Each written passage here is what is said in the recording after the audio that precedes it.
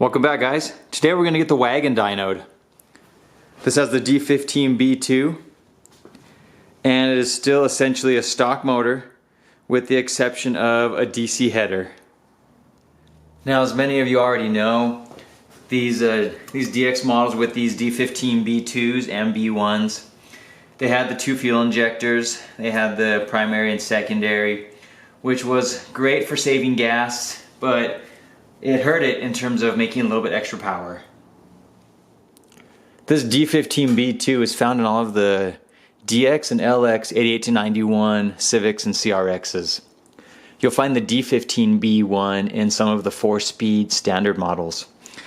Now, according to the specs when it was first released, it had 92 horsepower and 88 foot-pounds of torque. We're going to see what that puts down at the dyno today. We're at 3,800 foot elevation. It is cold out, but that might help keep up power numbers up. But I don't expect a whole lot out of it to begin with. Here are all the parts you need for the DPFI to MPFI conversion. You're going to need a throttle cable. This one I ordered brand new from Honda. This is from a CRX Si. Reason being, the one on your current dual point setup, very, very long. It wraps all the way around. I have seen people use it. They'll kind of loop it around and then run it to the intake manifold and throttle body. But it just doesn't work as well as having the correct size. You're going to need, of course, the complete manifold with throttle body. You're going to want your TPS on there, the idle air control valve, any of the related accessories, like this is part of the dash pot. Also, the fuel rail. You're going to need your fuel injector clips and some fuel injectors. You're going to need the injector resistor box. Now here's a before and after of some OBD0 injectors that I trimmed off. See inside here that black little tab? If you take a small razor blade, you can cut it off. That way it's flat and you will be able to slide these OBD1 injector clips onto the OBD0 injectors. It normally won't match up because see how there's no groove in the clip? It will not slide down fully onto the injector. Whereas on the one that I did, the mod, they fit perfectly into place.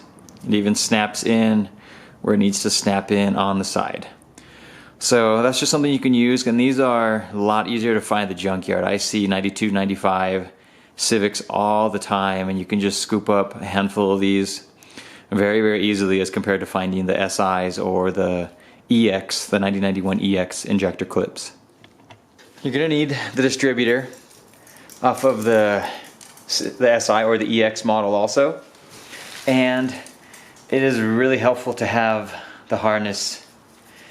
That way you can just plug this in and you can wire it up to your old harness. What I'm going to do, I actually will just de-pin these and use actually de-pin the original harness as well. You'll be able to pop those in, and then we're going to add two also for the extra wiring on there for the distributor, because the DX one, it only has 5 wires here, and this one is going to have 7. So the 5 will match up onto the original, from the original to the new clip, and then the extra 2 we add, and those go directly to the ECU. PM6 is easiest to use. That is the SI ECU or the EX ECU. But you can also use a PR4 ECU. This is from a 90 to 91 Integra LS. It's multi-point, it's OBD0, and I've seen many people run it with that ECU before having no problems at all. Now, I don't recommend the PR4 if you can get the PM6, but if this is all you have at the moment and it's the only one you can find, go ahead and run it with that, see how it feels. You shouldn't have any problems at all. Once I do my swap, I will plug in both ECUs and I'll show you that it runs perfectly fine on the PM6 and the PR4. One thing that I always get from the junkyard, I have a couple of these actually. These are the plugs which go into the ECU.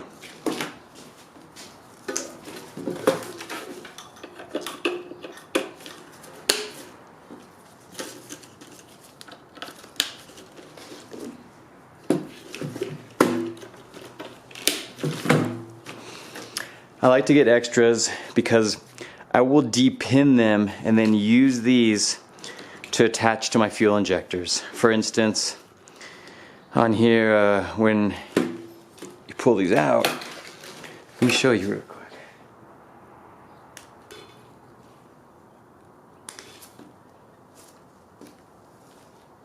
And we'll depin them and then create our new harness, and then we can just pull the original ones. Well, after we depin them, of course, on the original harness, we can plug these into their position. These two are a little bit more difficult to get to. I'll show you how to do those when we actually get to that point. And lastly, another thing I like to get, this is what I'm going to use for my additional harness. It has the 5 wires, this is off of a resistor box already. So I'm going to have this one behind the engine, underneath the intake. Imagine the intake manifold's right here. It's going to be back behind it.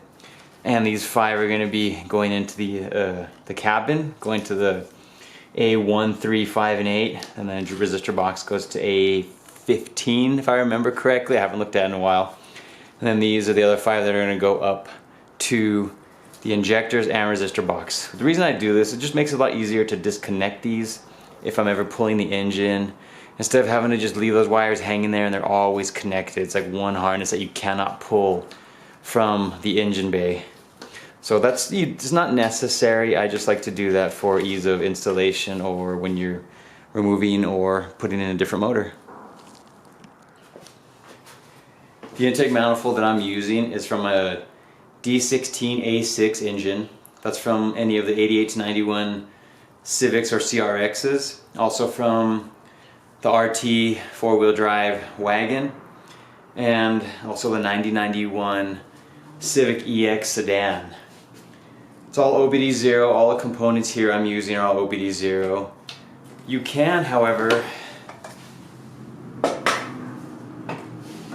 you can also use an intake manifold from a 92 to 95 Civic DX. Has a nicer looking fuel rail.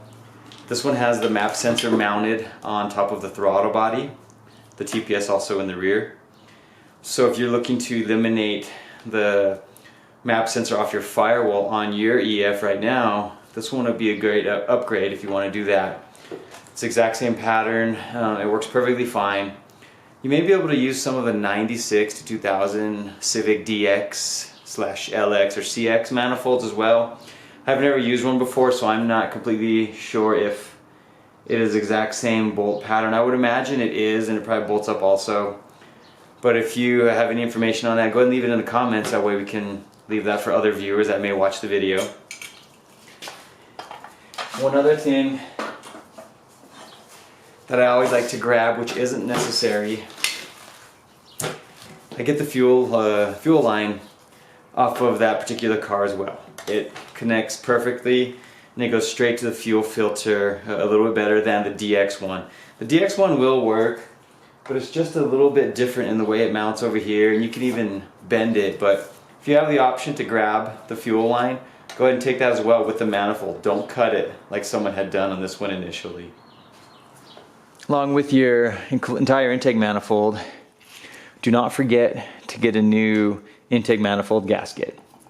You can get one of those aftermarket ones that are reusable, but if you don't plan on pulling it off, it's just something you're going to do, I feel like it's unnecessary, because once I put it on, I don't plan on taking the manifold off. It's just going to be on there, and I don't foresee taking it off unless I'm having problems with it or trying to find a leak. But that's why you need to be very careful when putting the new intake manifold on. Make sure you get that cleaned off as well as possible. And here's a shot of them side by side. You have the P06 and the PM6 here. Exactly the same. All of the ports, all of the runners, and all of the mounting positions as well. If your throttle body isn't attached to the intake manifold, you may need a new throttle body gasket as well. So make sure you get that if they are separated. If they are, I would just replace it. It's a really inexpensive part at the store. And on the back of the motor, when we pull the intake manifold, all of the hoses, I'm using this just for reference, that are on the back, I would replace them all with brand new hoses. There's no reason to use an old one. Some of them will not even be the same length and distance any longer, so it's better to upgrade those. You can buy some at your local auto parts store. They sell it like that. I had bought this as a kit on eBay a long time ago when I wanted to do the MPFI swap on a different car. That car came and went, never did the swap. And I have these remaining, which are specific to a D16 A6 engine. So these will actually fit where they go on the back of the motor. Same with the ones that connect to the intake. And then even the larger heater hose ones, like this is the return, which goes from the cylinder head to the intake manifold itself. The longer one I already put on my wagon. It was a long straight one, which goes from the thermal housing also to the heater core on the car, and any other ones that you may have. And here you can see the two that I had already used, the two larger ones, which are gonna work on any of these engines, the D15B2 or A6, since it's the exact same line. I put those on a long time ago.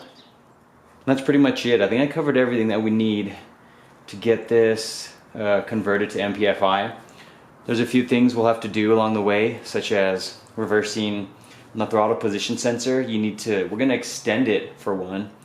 Plus we're going to reverse the outer wires. A couple plugs we will not use, like for the original fuel injectors. And if there's anything else that I may have forgotten, I will include it in the install video, just to make sure we cover all the bases and help you get yours installed correctly. Those are all the parts you need to convert from dual point fuel injection to multi-point fuel injection.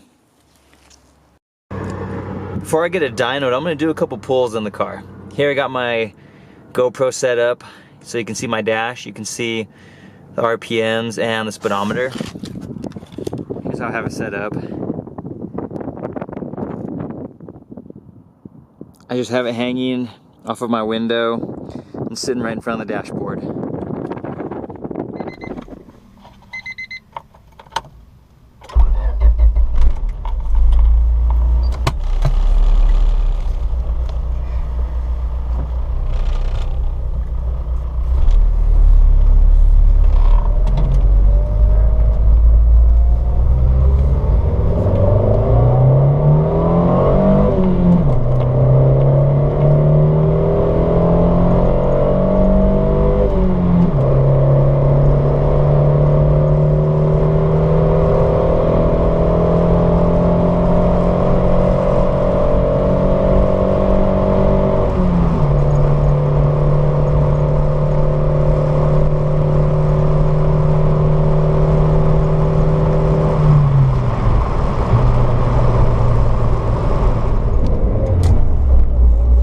That's the only pull I'm going to do today. You can see how relatively sluggish the D15B2 engine is.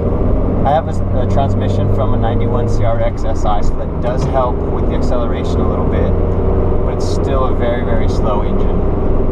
We're going to take it over to Hammer Performance and get the car dynoed right now. I'm hoping it still makes some decent power for being such an old engine with 371,243 miles on the original motor. I did some refreshing of all the seals and gaskets, clutch, as you can see in a lot of my older videos, but it still runs great. It still passes emissions, even though in Texas it's considered a classic vehicle and no longer needs to pass emissions. And the reason why I wanted to have that pull is I want to do a comparison when I get the multi-point done, and I'll have them even side by side so you can see the difference in acceleration and drivability alone. You know what I'm saying? But they were just trying to... I just want to see what kind of power they could put out of it, right? Yeah. And he said once he... The last pull was 600, and then the guy was like, we might as well see what else it makes. Really? That's when it cracked? Yeah. 617 and I completely stopped with it. You know, when I saw the car driving, I thought it was Type R wheels. It looks like it, right? Yeah. I was like, got Type R wheels.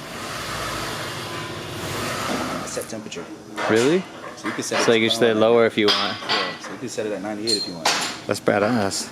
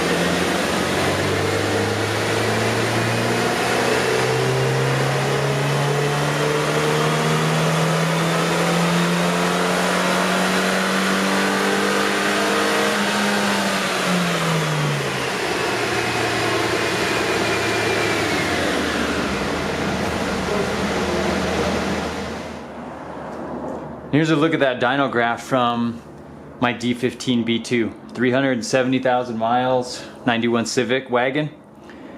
Made 80.53 horsepower the first run and 83 torque. And for the second run, 81.19, and the torque went down to 81.78. So for an engine that originally had 92 horsepower, for it still to be making 81 horsepower, that's about equivalent to what they usually lose from crank to wheel horsepower. But it still feels pretty strong. We're gonna definitely take this car back after I finish the multi-point swap, because I want to see what kind of real world gains it has. Because I know the drivability is great. I've done a couple multi-point swaps before, but I really wanted to see an actual dyno chart on the difference it makes just from adding such a small amount of parts to the car. That's it for now, guys. Thanks for watching. I'll see you on the next part. Hopefully the weather will cooperate and I'll have some time to get outside and get to work on this multi-point swap for the wagon. We'll see you next time.